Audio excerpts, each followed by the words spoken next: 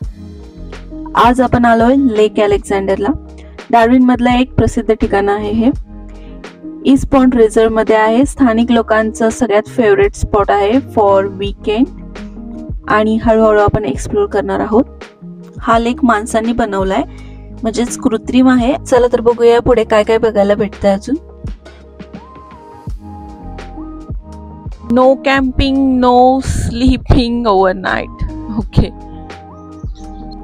इथं माणसं पोहायला येतात, राफ्टिंग करायला येतात, तसंच लहान मुलांसाठी सुद्धा अगदी सेफ आहे. ते बघा तिकडे बार्बेक्यूची पार्टी सुद्धा चालली आहे. बार्बेक्यू स्पॉट सुद्धा आहे तिथं. इथं एवढं सेफ का आहे? कारण हे मॅनमेड असल्यामुळे इथं क्रोकोडाईल्स नाही आहेत. नाहीतर ऑस्ट्रेलियात सगळ्या ठिकाणी क्रोकोडाईल असतात.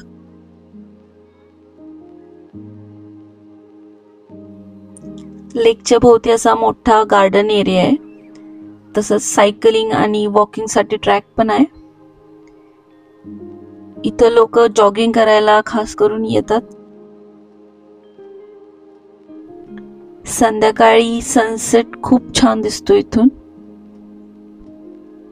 हे बघा लोक राफ्टिंग करतायत. ही जागा पिकनिक साठी मस्तच आहे.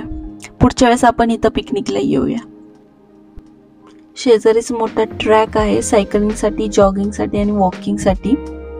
आणि ज्यांना एक्सरसाइज नाही करायची त्यांनी शांतपणे बाकावर बसू शकता. इथं आलं की स्ट्रेस कुठल्या कुठे निघून जातो.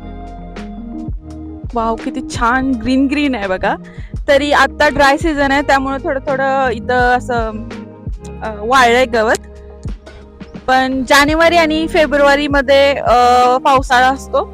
त्याच्यानंतर जानेवारी, फेब्रुवारी, मार्च पर्यंत तरी खूप म्हणजे असं एकदम असं ग्रीन ग्रीन झालेलं असतं सगळं. डार्विन एकदम हिरवं हिरवं.